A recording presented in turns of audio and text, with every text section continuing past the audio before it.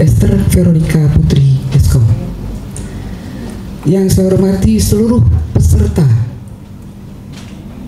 sosialisasi perencanaan SDMK tahun 2025 yang terdiri dari unsur RSUD. Sebagai ketua penyelenggara, Bapak mengaturkan banyak terima kasih yang sebesar-besarnya kepada Bapak Direktur dan tim narasumber, karena di tengah-tengah kesibukan beliau merespon cepat ya permohonan narasumber dari kami yang beberapa minggu yang lalu kami datang langsung ke kementerian. Ternyata tidak saya duga mati izin melaporkan sekilas kegiatan pada hari ini. Latar belakang yang mendasari kami menyelenggarakan acara pada hari ini adalah sebagai tindak lanjut pertemuan sosialisasi Renpu juga beberapa minggu lalu di Solo. Kemudian narasumbernya kebetulan juga narasumbernya dari kementerian, salah satunya Mbak Esther sama Mbak Ayu juga hadir di sana. Tadi seluruh OPD di jajaran Novas yang seluruh Kabupaten Brebes. Metode yang kami gunakan menggunakan hybrid ya, tadi sudah sampaikan, ada via daring, ada via luring. Kemudian total jumlah peserta dari seluruh OPD baik internal maupun eksternal total ada 136 peserta. Kementerian Kesehatan alhamdulillah sudah hadir secara pribadi Bapak Direktur Perencanaan Tenaga Kesehatan Direktorat Jenderal. Terima kasih Pak Direktur sudah berkenan hadir ke Brebes. Selamat datang di Kabupaten Brebes. Yang saya hormati Ibu Ayu Citra Wangsanita Eskom, peserta pertemuan sosialisasi perencanaan kebutuhan SDM Kesehatan tahun 2025 tingkat Kabupaten Brebes, sudah hadir tenaga kesehatan di 2025, dan semoga kegiatan ini bisa berjalan dengan lancar dan sukses. Sholawat dan salam selalu kita sanjungan pada junjungan kita Nabi Muhammad SAW beserta seluruh keluarga dan para sahabatnya yang kita nanti. Ini bertujuan agar kita mendapatkan dokumen tentang perencanaan kebutuhan SDM ya untuk tahun 2025 di semua fasilitas pelayanan kesehatan pemerintah. Dalam hal ini 38 puskesmas, 3 RSUD, dan 2 UPT yaitu klinik paru dan pusat. Tadi juga disampaikan bahwa selanjutnya ya perencanaan kebutuhan ini tahapannya melalui dan tentunya juga standar kebutuhan minimal yang memang harus ada di setiap pasien ini bisa kita penuhi. Ini tentunya nantinya kita bisa mewujudkan apa yang saat ini menjadi salah satu dari Kementerian Kesehatan untuk mewujudkan. Terima kasih. Bismillahirrahmanirrahim. Assalamualaikum warahmatullahi wabarakatuh. Selamat pagi, salam sejahtera bagi kita semua. Om Swastiastu, Namo Buddhaya, salam kebajikan. Yang kami hormati Ibu Kepala Dinas Kesehatan Kabupaten Brebes, Ibu Ineka. Pertama-tama ini menyampaikan terima kasih Bu. Ini bukti bahwa Kabupaten Brebes benar-benar peduli soal perencanaan tenaga medis dan tenaga kesehatan. Kemudian Ibu kami SDK Dinas Kesehatan Kabupaten Brebes beserta jajarannya, Bapak Ibu para pejabat struktural dari biro badan bagian organisasi dan tata laksana dari PSD-nya juga hadir ya, Bapak-bapak Ibu dari PKWSD, dan tentu para kepala puskesmas hadir juga di sini ya, melalui Zoom dan Kasubag TU-nya, dan juga ya Direktur SMD beserta jajarannya. Saya harus ke Palu, makanya saya ikut tadi. Tapi saya pikir udahlah saya ke Brebes saja karena Saya mau ketemu operator-operator ini nih. Berikut para kepala puskesmas dan kasubag TU-nya ya, supaya paham bahwa tanggung jawabnya itu berat sekali. Akan diminta di dunia boleh selamat karena kita akal-akalan, jago banget. Bapak dunia perencanaan, berarti kita harus memastikan juga bahwa pelayanan kesehatan yang diberikan itu harus berkualitas. Tidak mungkin berkualitas kalau jumlah dan jenisnya tidak terpenuhi. Nggak mungkin kan? Itu poinnya. Yang kedua, apalagi yang muslim ya, nikmat kedua setelah nikmat iman itu yang tertinggi yang diberikan oleh Tuhan itu nikmat sehat. Oleh karena itu yang diaudit kedua kita di akhirat ke depan itu pertanggungjawaban mengenai kesehatan.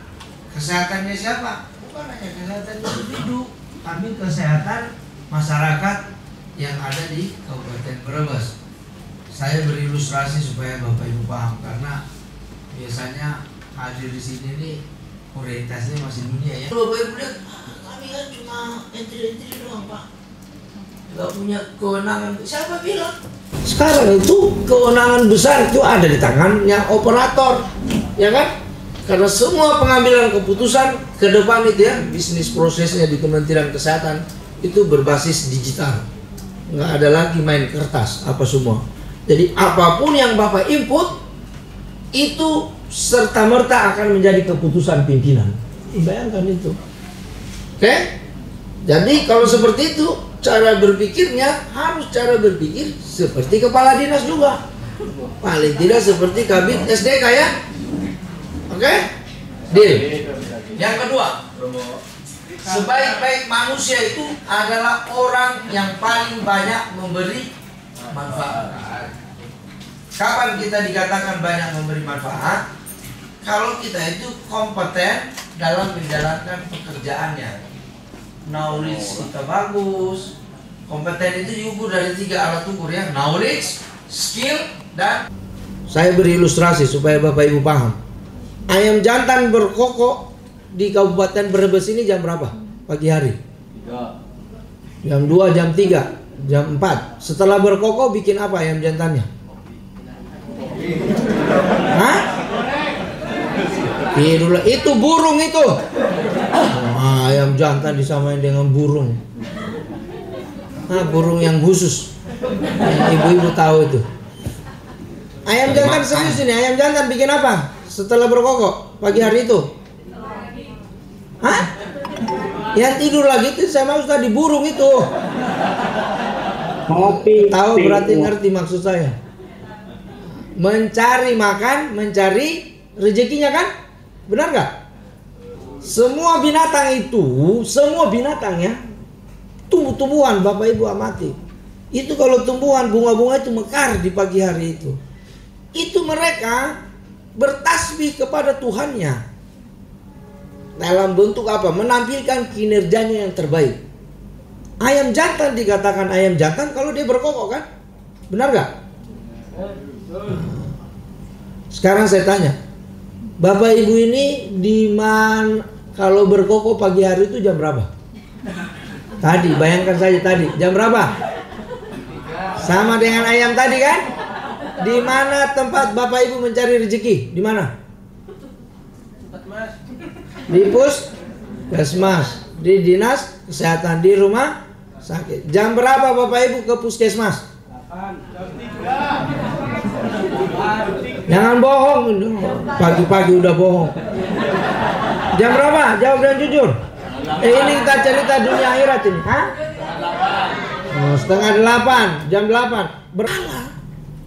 Padahal itu ini mayoritas muslim saya yakin, karena jilbabnya senada dengan baju saya kan.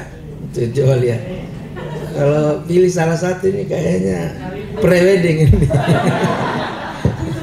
Oke. Saya balik ke situ ya, supaya Bapak Ibu sadar bahwa tugasmu ini penting. Tugas saya itu menyadarkan Bapak Ibu supaya kembali ke jalan yang benar ya. Karena selama ini merasa bahwa sudah hebat banget saya kan. Padahal baru saya kasih satu contoh ayam saja udah kalah. Padahal kata Islam, hadis Rasulullah, setelah sholat subuh itu disuruh apa? Nah, itu mantap itu. Dia rasulnya rasul yang di sana pasar kaget itu. Oke, disuruh bertebaran di muka bumi mencari rezeki. Kalau ditanya kenapa anda nggak ke puskesmas, ke dinas kesehatan, pintu puskesmasnya masih tertutup pak. Yang tertutup itu pintu puskesmas atau pintu hati bapak ibu sekalian. Qawwamuna 'alan nisa. Kata pemimpin itu baik menurut ajaran agama maupun menurut manajemen modern merujuk kepada hak-haknya atau kewajibannya. Atau pemimpin itu mendahulukan hak-haknya atau kewajibannya? Kewajiban. Kalau penjajah, ini 17 Agustus belum lama nih, mendahulukan hak-haknya atau kewajibannya? Hak-haknya. Suami yang sarapan duluan itu haknya atau kewajibannya? Berarti sesungguhnya dia pemimpin atau penjajah? Maka penjajahan di atas bumi harus karena tidak sesuai dengan pri kemanusiaan dan peri. Itu dia. Kamu mikirin orang lain, anda penjajah saja, kamu merasa dirimu bukan penjajah. Jadi seperti itulah kenapa kekacauan terjadi di negeri yang tercinta ini. Nggak mungkin itu angka kematian ibu tinggi, angka kematian bayi apa semua itu masalah. Kalau itu datangnya dari Tuhan, nggak mungkin. Kalau udah ngomong itu karena ulahmu sendiri. Hah? Nah, salah satunya operator ini. Nanti habis itu operator 7 bosnya masing-masing kan? Oke, deal ya. Jadi kompeten itu artinya anda tahu anda mau kemana, karena itu akan ditanya oleh Allah di akhirat kelak. Tidak sama orang yang melakukan sesuatu itu pakai ilmu. Maksudnya pakai ilmu itu dia jauh cara berpikirnya dengan yang nggak pakai ilmu, walaupun kegiatannya sama. Saya beri ilustrasi supaya bapak ibu paham. Karena banyak yang berjilbab, ya mayoritas muslim. Bapak ibu kalau berwudu sama nggak wudunya dengan anaknya yang sudah akil balik? Kalau berwudu sama kan? Berarti pahalanya sama dong. Terus umur bapak ibu yang tinggi itu dipakai untuk apa? Itu yang lama itu sama toh? Baru paham kan? Sudah begitu mau masuk surga. Surga yang mana? Sekarang saya mau tanya, itu berwudu itu esensinya kan membersihkan yang kotor, benar nggak? Berarti ciri-ciri orang yang wudunya benar itu dilarang buang sampah, tak? Benar nggak? Iya, dilarang buang sampah, dilarang bikin sampah. Bapak ibu sering nggak melakukan itu? Sering. Kalau saya kasih contoh Jakarta itu apa? Banjir. Setiap tahun banjir. Kalau ditanya kenapa banjir? Karena apa? Sampah dibuang di mana-mana kan? Mayoritas yang buang sampah itu berwudu atau nggak berwudu? Berwudu. Tapi wudunya itu karena kompetensinya tadi, karena knowledge-nya nggak bagus, dia berhenti pada berwudu. Dipikir itu Tuhan kurang kerjaan. Padahal bapak ibu nggak kompeten namanya, ya kan? Itu baru sampah yang kelihatan, belum sampah yang tidak kelihatan. Apa itu? Sampah kinerja. Kayak tadi ketemu saya, nggak mungkin saya bohongin. Saya itu punya data, hanya nomor celana dalamnya petugas puskesmas saya nggak catat. Pacarnya pun saya catat. Benar, saya nggak main-main. Kenapa? Coba kalau bidan pacaran, kamu udah pacaran belum? Udah pak. Udah mau menikah? Iya. Dengan siapa? Dia senyum-senyum kan, karena saya masih bujangan juga. Dia pikir saya mau pacari dia kan? Padahal saya lagi mengumpulkan data. Yang bapak ibu pasti nggak lakukan itu. Saya tanya dia, kalau dia calon suaminya itu perwira polisi atau tentara yang tamatan akabri ya, atau akpol, setelah menikah nanti bidannya kemana? Ikutin suami kan? Dia kemana? Menetap di situ seumur hidupnya? Pasti dibawa kan? Jadi bidannya ini saya udah coret, nggak boleh lagi investasi sama dia. Dia nggak boleh lagi ikut pelatihan-pelatihan berbasis kompetensi, karena supaya membuat bidan kompeten itu menjalankan pekerjaannya di puskesmas itu butuh investasi 70 sampai 100 juta supaya kompeten ya dulu, karena belum online kan. Jadi saya nggak akan invest ke dia. Bapak ibu pasti nggak berkira sejauh itu, pasti. Karena kalau saya cek di saya itu nggak ada LSM berani datang. Karena waktu dia datang saya bukain data saya, kau punya data sebanyak ini? Nggak punya dia. Langsung dia bilang, Anda benar-benar bekerja. Kami malu. Saya saja yang udah tahunan di puskesmas hanya punya memelototin 2 atau 3 desa, nggak selengkap itu datanya. Ini data 1 kabupaten saya punya semua. Sekarang kira-kira udah jadi 7 kabupaten itu. Saya pegang semua. Saya tahu rumah perawat atau bidan udah punya rumah permanen nggak? Emang Bapak mau kasih kredit? Saya bilang nggak, saya pengen tahu saja Anda punya rumah nggak? Kalau rumahnya udah permanen, saya nggak akan bangun pustu yang ada bagian tempat tinggal petugasnya. Karena pustu itu terbagi 2 bagian kan? Satu tempat tinggal petugas, satunya tempat pelayanan. Kira-kira mau nggak perawat atau bidan yang sudah punya rumah permanen tinggal di pustu? Nggak mau. Jadi saya bangun cukup tempat pelayanan saya kan? Ada nggak yang berpikiran sejauh itu? Ini mumpung ada kepala puskesmas. Ada nggak? Pasti nggak ada. Karena Bapak Ibu belum melibatkan jiwamu tadi dalam bekerja.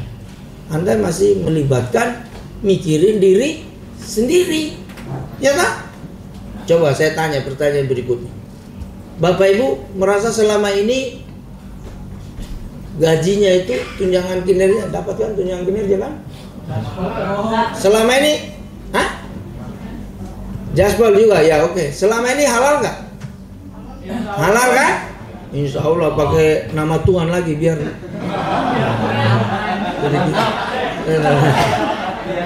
Pakai nama Tuhan lagi ini katanya Tuhan. Padahal Tuhan yang ada di kepala Bapak Ibu. Karena kalau saya tanya Tuhan itu pasti nggak jelas. Karena imagine hanya menyebut Tuhan, tapi kalau dikejar itu Tuhan itu seperti apa? Sifat-sifatnya apa? Bapak Ibu pasti ingat. Sekarang saya bertanya, mana yang lebih pas? Halal atau legal? Halal dan legal. Ini borong semuanya itu tuh. Itu bahaya, itu bisa-bisa buka cabang. Mau pilih si A atau si B? Pilih si A dan si B, Pak. Dipinang dua-duanya, dipacarin dua-duanya. Oke. Halal atau legal? Yang lebih dekat yang mana? Hah? Halal. Oke, halal. Kalau begitu saya tanya, Bapak Ibu pasti kalau saya tanya gaji dan tunjangan kinerjanya hafal titik komanya kan? Iya, jumlahnya hafal kan? Sholat yang Bapak Ibu maksud, sholatnya kan? Bukan keseluruhan kan? Sejak dari wudhu tadi kan? Benar nggak? Oleh dimaksud oleh Rasul yaitu sejak wudhu. Bapak Ibu itu kita itu ada raga, ada pikiran kita, ada jiwa kita. Benar nggak? Waktu Bapak Ibu sholat itu ada olah raga, olah pikir, olah jiwa. Bapak Ibu sampai level mana? Yang selalu dimaksud kalau sholat itu Bapak Ibu lihat yang mana? Ya itu dia. Olahraga mau masuk surga. Dasar. Masih ketawa kan saya tanya Bapak Ibu. Menurut ajaran agama Bapak Ibu, tujuannya menikah untuk mendapatkan apa?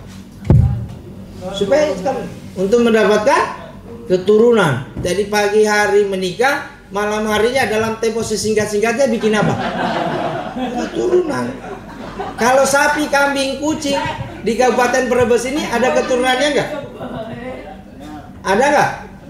Bapak Ibu pernah menghadiri pernikahannya? Enggak pernah. Berarti kalau isi kepala Bapak Ibu tujuannya menikah untuk mendapatkan keturunan, levelmu sama dengan? Ya itu dia tuh. Yang kayak begini mau masuk surga, mau mengatasi masalah kesehatan di Kabupaten Brebes, dirimu saja bermasalah, kau nggak tahu.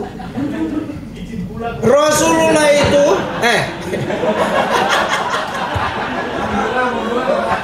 supaya banyak berzikir, ya, mengingat sebentar banyak bertobat ya. Rasulullah itu semua istrinya yang masih usia produktif itu hamil nggak? Enggak. Berarti Rasulullah tidak tercapai dong tujuan pernikahannya. Kecuali di depan saya sampaikan itu. Karena selalu itu orang pintar itu ditarik ke area pendidikan. Saya bilang contoh ekstrim, dan ini fenomena global. Ini saya beritahu Bapak Ibu juga ya, itu tren global. Kenapa saya ngomong tren global? Saya ini tiap bulan itu Zoom meeting terus dengan sama-sama saya direktur perencanaan dengan Inggris. Tiap bulan dia panggil ekspornya, saya malah sendiri nggak panggil ekspor, diskusi terus. Jadi standar perencanaan kita itu sama persis dengan yang terjadi di negara maju. Dilihat, jangan sampai Bapak Ibu bilang, ini perencanaan bohong-bohongan ini. Enggak, itu mengikuti standar global yang sama dengan negara maju. Pelayanan kesehatan kita juga itu mirip-mirip, ya. Jadi kalau Bapak Ibu ngikutin itu transformasi kesehatan, reformnya di puskesmas, integrasi layanan primer, screening 14 jenis penyakit apa semua, itu sama persis dengan pelayanan kesehatan yang terjadi di Korea, di Jepang, ya. Yang masalah kalau SDM-nya nggak ada, percuma itu semua, ya kan? Itu tinggal cerita. Padahal pemerintah ini sedang mengucurkan banyak belanja alat medis ya untuk memenuhi itu, tapi alat medis nggak akan didistribusikan kalau nggak ada SDM-nya, karena itu percuma kan? Apa itu kompetensi? Yang itu tadi saya dulu supaya jadi kompeten, jadi sabuk hitam tadi, itu mulai dari menyusun standar kompetensi, membuat modul, bikin pelatihannya, sampai dengan asesor kompetensi. Saya mau ngomong ini jadi semua nanti ini bakalan di asesmen ya Bapak Ibu ya. Ini aturannya. Tapi Bapak Ibu masalah banget karena saya tanya saja standar kompetensi nggak tahu. Nah saya belum nyampe.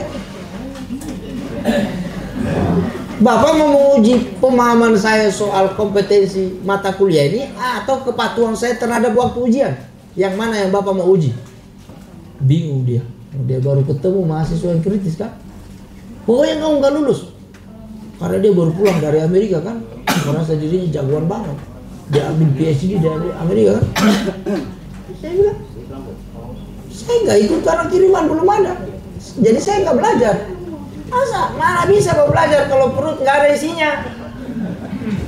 Orang kesehatan lagi sembarang ngomong, ya kan? Langsung saya kejar. Tapi kok nggak lulus? Karena nggak ikut ujian. Oke. Saya bilang nggak apa, itu hak Bapak.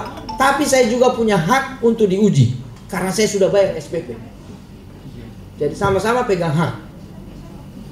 Saya punya hak untuk diuji, Bapak punya hak untuk tidak meluluskan saya. Kan begitu. Enggak, katanya, saya nggak mau uji kamu. Saya lapor di dekan. Lapor aja katanya, saya nggak takut dekan. Dia nggak tahu berhadapan dengan orang yang nekat. Saya bikinin lah, lapor ke dekan saya. Pak, masa ya Bapak saya panasi dekannya? Dia ngomong seperti ini. Asal katanya, saya bikinin surat Pak ya. Bapak tegur dia, saya bikinin suratnya. Saya kasih dia, takut juga. Dia gemetar. Benar ini. Kan Bapak tadi bilang kamu dulu biar dekan. Ini surat dekan. Udah kalau gitu ujian. Tapi kalau saya nantangin begitu berarti saya siap kan? Dia tanya pun materi sampai kelas PhD saya layani dia. Akhirnya lulus dapat A.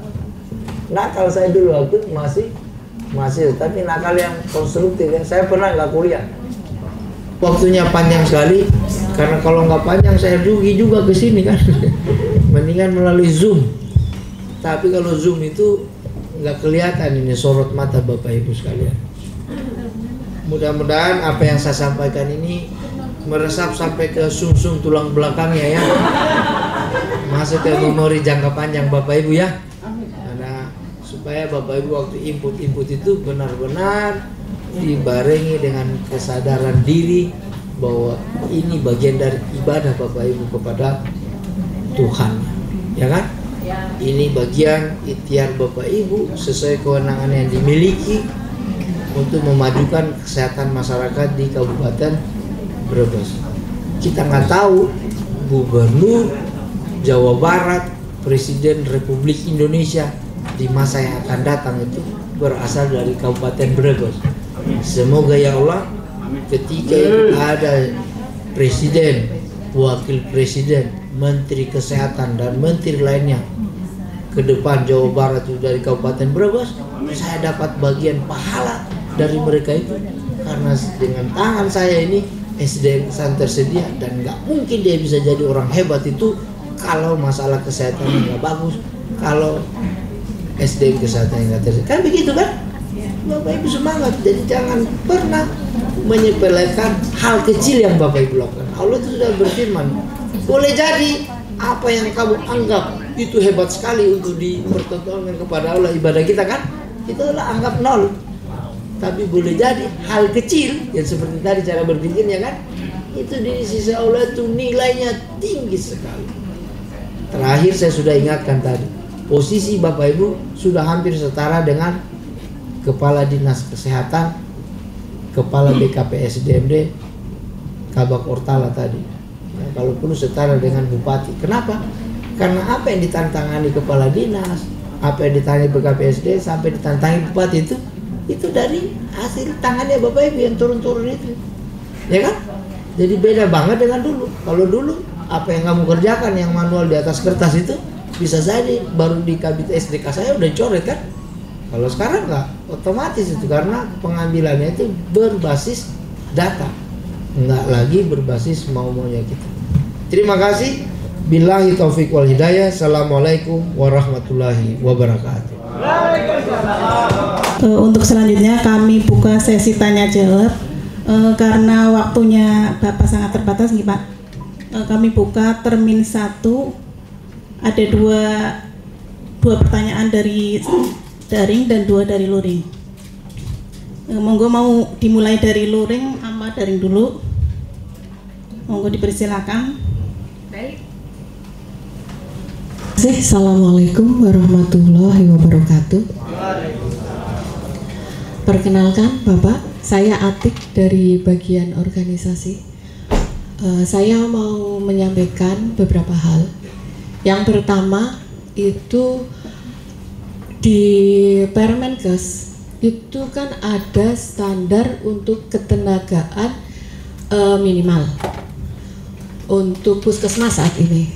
Nah, kalau standar minimal artinya itu adalah jumlah minimal, perawat minimal, bidan minimal atau dokter minimal yang ada di puskesmas. Apakah tidak ada standar maksimal? Atau apa saja sih yang menjadi kita bisa menambah jumlah perawat, jumlah bidan, atau jumlah dokter? Seperti itu. Kalau biasanya kan kalau JF itu kan ada template untuk masing-masing jabatan fungsional itu yang akan mempengaruhi jumlah dari terampil sampai dengan ahli madya. Kalau di sini kan kadang kita hanya karena jumlah minimalnya 5, kita bisa sampai 10 atau 15 atau 20. Kalau biasanya akan kalau JF lain itu kita memasukkan misalnya penata perizinan jumlah izin yang ada, nanti akan keluar ada SKR-nya, nanti akan keluar berapa jumlah ahli pertama, berapa jumlah ahli muda, dan berapa jumlah ahli madya. Seandainya dibuat seperti itu, standar apa saja yang ada di puskesmas, entah itu dari wilayah atau jumlah penduduk atau pelayanan yang dilaksanakan di puskesmas, mungkin seperti itu bisa dijadikan standar. Karena kami jadi bagian organisasi juga kesulitan untuk menentukan berapa jumlah tenaga kesehatan yang ada di masing-masing vaskes. Demikian dari kami, terima kasih. Wassalamualaikum warahmatullahi wabarakatuh. Sampaikan sekilas, tapi saya langsung menjelaskan secara teknis operasional. Satu, emang udah ada Permenkesnya tentang standar ketenagaan minimal di puskesmas. Apa sih itu standar ketenagaan minimal? Kalau muslim itu sama dengan sholat wajib. Wajib ada. Nah, hasil evaluasi kami pengadaan tahun 2022 ini nasional ya, saya belum menukik kepada Brebes, nasional. Pengadaan ASN 2020-2023 itu teman-teman daerah itu ngusulin semua sholat sunnah. Saya selalu ngomong sholat sunnahnya 100 rakaat salat wajibnya bolong-bolong, diterima nggak sama Tuhan sholatnya? Nah itu Bapak Ibu lakukan. Yang diusulin sholat sunnah semua. Cek salat wajibnya yang ketenagaan minimal itu nggak lengkap. Jadi pastikan itu waktu di aplikasi Renboot terpenuhi dulu ya minimal tadi wajibnya kan. Oke, sekarang saya mau cerita sunnahnya. Kan wajib dulu tuh. Sunnah sesuai kemampuan kan. Kata kemampuan itu terjemahannya macam-macam. Salah satunya berdasarkan analisis beban kerja. Jadi sebenarnya aplikasi Renboot itu standarnya WHO, ya, bukan dikarang-karang oleh kita. Itu standar WHO yang coba diintegrasikan di ini. Jadi WHO bilangnya vision, workload indicator, staff needs. Apa yang dihitung? Hampir semua tadi. Berapa contoh bidang? Berapa jumlah ibu hamil? Bagaimana cara memprediksi ibu hamil tahun 2024? Udah ada hitung-hitungannya tuh kalau tanya bidan ya. Jadi standar itu udah ada. Oh, kalau dengan jumlah penduduk, selain dilihat trennya ya, tapi bisa dihitung. Kalau jumlah penduduk sekian dengan pertumbuhan sekian, maka pasti itu jumlah ibu hamilnya sekian. Nah itu dia. Nah satu ibu hamil apa saja yang diperoleh sesuai standar pelayanan kesehatan ibu dan anak. Satu, waktu dia sudah dinyatakan hamil, berarti minimal padahal sudah ada menunya, ya kan? Nah, jadi udah dihitung. Jadi analisisnya tetap analisis beban kerja. Nah ini yang menjadi masalah. Jangan sampai cincai ini operator sama orang puskesmasnya, karena di situ ada sepupunya apa semua. Itu di upgrade lah itu tadi. Makanya saya bilang ini jangan-jangan jin hamil pun dilayani nih. Kenapa angkanya itu tinggi sekali? Supaya mengakomodir satu, ada kebutuhannya. Kedua, yang mau naik pangkat. Makanya saya ajarin kalian ini ilmu akhirat. Jangan kamu rekayasa. Bapak Ibu selalu berpikir dengan saya naik pangkat saya dapat uang banyak apa semua. Itu keliru. Itu kalau tidak ada Tuhan. Yang mengatur alam semesta ini adalah Allah. Lahu ma fis samawati wa ma fil. Kepunyaan Allah langit dan bumi. Kita ini cuma penumpang gelap. Sudah gelap, suka bikin rekayasa lagi. Itu semua, ya. Jadi sistem kita saya sudah sampaikan tadi. Benar itu. Dia tidak mampu. Sistem itu tidak akan bunyi kalau direkayasa menjadi gemuk itu postur puskesmas atau rumah sakit. Nggak bisa, belum sampai ke situ. Tapi kalau butuh kita harus bersegera. Apalagi kita mau ketemu urusannya banyak orang yang pasti butuh tangan-tangan kita tadi. Dengan pertanyaan-pertanyaan itu kan butuh saya kan semua tadi. Itu menjelaskan kan. Itu lebih penting di sisi Allah dibandingkan ke masjid olahraga itu tadi. Kalau sudah olah pikir olah jiwa, oke. Olahraga. Oke. Terima kasih Pak Sarton atas pertanyaan. Satu, saya mau cerita dulu PNS P3K. Kalau CPNS sekarang yang sudah dibuka ya, itu untuk formasi umum. Siapapun boleh masuk sepanjang ada kebutuhan dan memenuhi persyaratannya ya. Antara lain itu umur, ada batasannya kan. Kenapa sih umur dibatasin Pak? Karena yang mau diangkat ini PNS, ya kan? Maksudnya yang harus bekerjanya panjang dong. Kalau bekerjanya nggak terlalu panjang ya itu P3K. Makanya kalau P3K ya. Yang kedua, siapa kalau yang sudah lama bekerja terus diprioritaskan, ya itu namanya P3K khusus. Tapi kan ada Bapak Ibu butuh, katakanlah tadi kebutuhan yang wajib itu ya. Ternyata yang bekerja di puskesmas belum terpenuhi yang wajib itu. Nah itu namanya dibuka formasi P3K umum. Ini untuk teman-teman di BKD ya, supaya kita sepaham semua. Itu mestinya dibuka formasi umum. Karena kalau nggak dibuka formasi umum P3K, nggak terpenuhi lagi kan tadi. Nggak produktif lagi nanti kerjanya puskesmas. Yang ketiga, P3K khusus itu ini nggak direkam kan ya? Pokoknya yang penting Bapak Ibu ikuti itu tesnya, insya Allah akan lulus semuanya ya. Makanya banyak berdoa, jangan hanya olahraga tadi ya, olahraga yang benar, apa berdoa yang benar itu artinya bekerja yang benar kan gitu. Karena kita sudah melakukan pemahaman persepsi dengan Kemenpan BKN, harus lulus ini tuh, karena udah lama bekerja kan.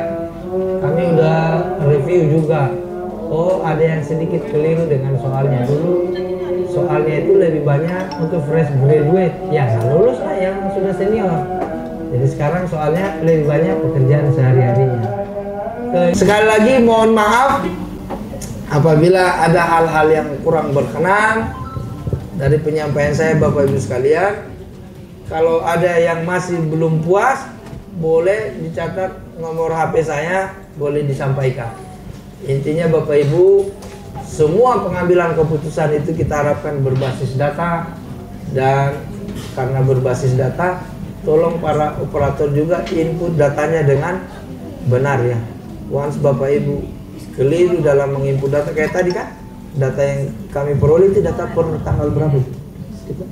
Tadi narik data Juli, ternyata ada yang nggak sinkron. Boleh jadi Bapak Ibu itu belum update datanya, ya kan? Jadi once kalau kita narik jangankan di Bapak Ibu, di kami pun di pusat saya sering komplain, ini tarik data karena menteri itu kritis. Ternyata waktu narik data itu beda-beda tanggalnya, ya pasti beda karena data kita itu dia mobile kan, dia update, ada yang input hari ini otomatis dia seperti itu. Jadi tapi waktu kami melakukan ini makanya selalu nanti Pak Yun ditulis per tanggal berapa ya, sehingga perbedaan itu biasanya karena tanggal penarikan datanya. Sekali lagi terima kasih. Billahi taufiq wal hidayah. Assalamualaikum warahmatullahi wabarakatuh. Dan kalau itu Bapak Ibu lakukan dengan baik, itu pahalanya luar biasa. Bapak Ibu yang operator ini nggak kepikiran kan? Setiap Bapak Ibu ngusulin, katakanlah itu bidan atau perawat, sanitarian apapun, setiap mereka menjalankan tugasnya, memberikan pelayanan kepada ibu hamil, bayi, balita, ya, nenek-nenek, kakek-kakek apa semua, sehingga mereka itu produktif, sehat walafiat, itu Bapak Ibu dapat satu kebaikan. 869 12877. Tapi Bapak Ibu WA dulu ya. Ada itu tiba-tiba langsung telepon, bahaya sekali. Nanti yang telepon tukang kredit, aduh. Saya hindari itu soalnya saya banyak kredit. Terima kasih. 0813 869 12877. Tapi kalau tanya ke saya jangan terlalu teknis ya. Karena saya belum malaikat Jibril ini, masih manusia biasa. Kalau tanya ke saya itu yang kebijakan makronya ya, regulasi ini Pak seperti ini, atau Bapak Ibu punya teori apa semua, tanya ke saya boleh. Tapi Pak ini gimana cara inputnya ya? Yang nomor 1 ya, saya kembali lagi jadi grade 7 itu. Ada ketenagaan minimal, analisis beban kerja, nah ini akan muncul gitu ya. Berdasarkan tadi data tentunya. Perencanaan kita ini memang tergantung dari data sumber awal. Jadi kalau misalnya sekarang kan tenaga kesehatannya ini yang input gitu ya, yang mengisi sendiri. Kalau misalnya membutuhkan malah jadi harusnya membutuhkan gitu ya. Nah ini integrasi dengan SDMK atau Satu Sehat. Nah lanjut. Nah ini alur sederhana pada aplikasi Renboot. Ini ada 3 output. Tadi adalah pemetaan kekosongan berdasarkan existingnya, lalu akan dipetakan kekosongannya, lalu keluar puskesmas ataupun rumah sakit yang kosong prioritas. Kalau prioritas itu maksudnya yang tadi ya Bapak Ibu yang wajib gitu ya, kalau kata Pak Dir yang harus diisi. 9 nakes, 7 spesialis, labkesmas juga ada sesuai tiernya ya, ada 11 kurang lebih 11 tenaga kesehatan juga, pustu, perawat maupun bidan gitu ya. Lalu ini juga nanti di aplikasi Renbud pun juga akan menarik data dari existing, membandingkan dengan standar ketenagaan minimal, lalu dihasilkan gapnya gitu atau kekurangan tenaga kesehatannya.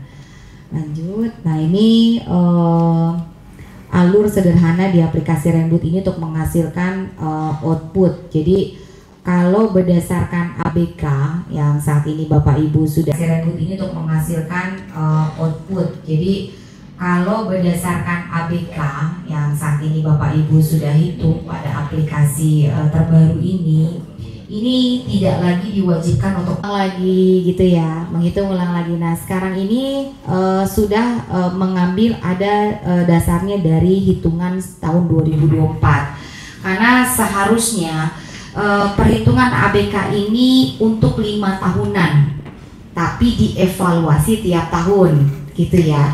Artinya harusnya kalau tidak ada perubahan layanan gitu ya, atau program-programnya nggak ada yang baru, mungkin juga jumlah cakupan penduduknya nggak bertambah, artinya harusnya perhitungannya sama gitu ya, tidak mengalami perubahan.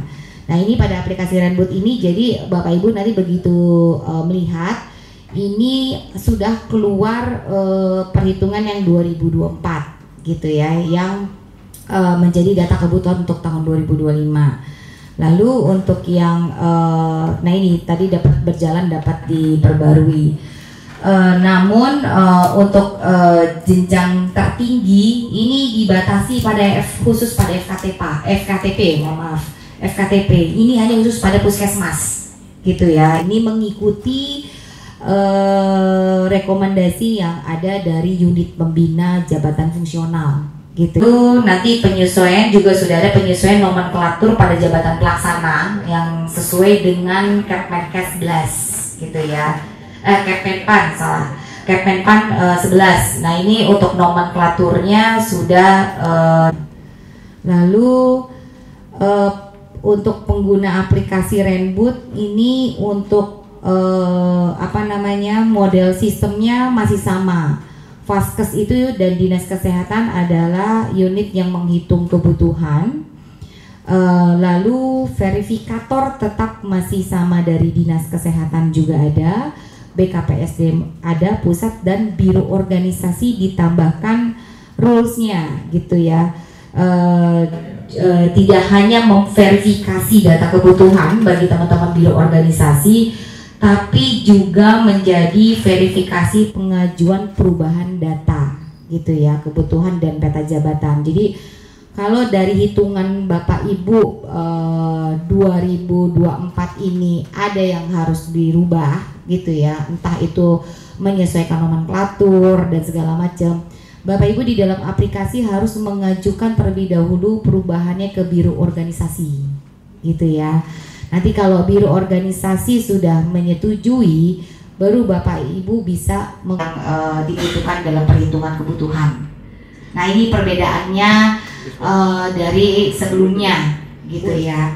Sementara kalau untuk verifikasi tetap sama tahapannya, Vaskes mengajukan ke dinas kabupaten, nanti dinas kabupaten memverifikasi.